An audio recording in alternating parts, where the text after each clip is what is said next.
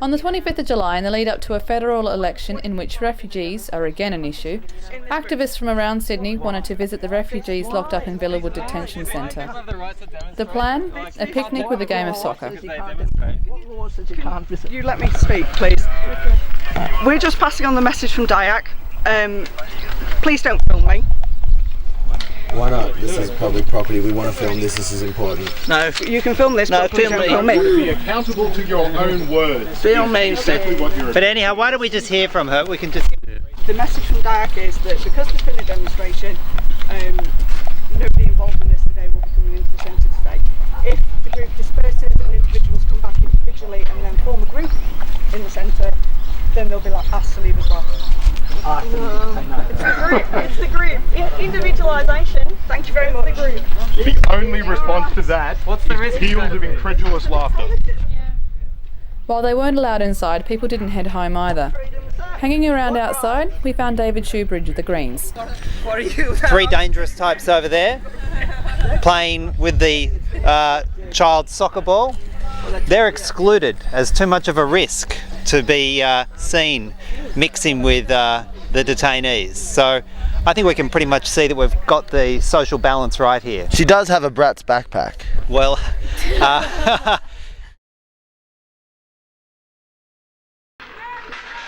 The two major parties have made refugees arriving by boat a big issue. Mr. Shoebridge believes this has been blown out of proportion. we are talking about less than 4,000 people in most years coming here seeking refugee status on boats and the like. And that tiny little drop in the ocean gets demonised by both the major parties. When, if we approach it in a compassionate manner, we'd also save taxpayer dollars. It actually costs. What about the argument that there are a small number of refugees coming by boat because we make it so difficult for them once they arrive, and if we didn't have all these deterrent factors of detention and so forth, that we would be flooded by thousands and thousands and thousands? Well, these people are fleeing persecution, and people will flee persecution regardless of what sort of bizarre policies we have here. And this argument that somehow it's Australia's policy that determines whether or not people get on a boat and flee persecution in Sri Lanka is a nonsense.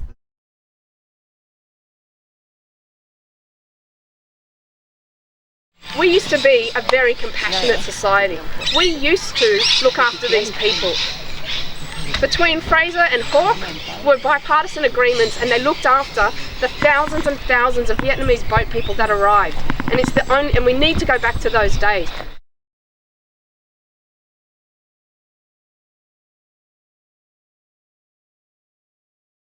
If you can't make it to Villawood, and there's a whole bunch of people across Australia who want to be friends with refugees, become my friend on Facebook, Rachel Evans, GRRRACH@gmail.com, and then befriend a whole lot of my Tamil friends who are here in Villawood Detention Centre, and they will love it. Hey. What's your name, Matt? Andy.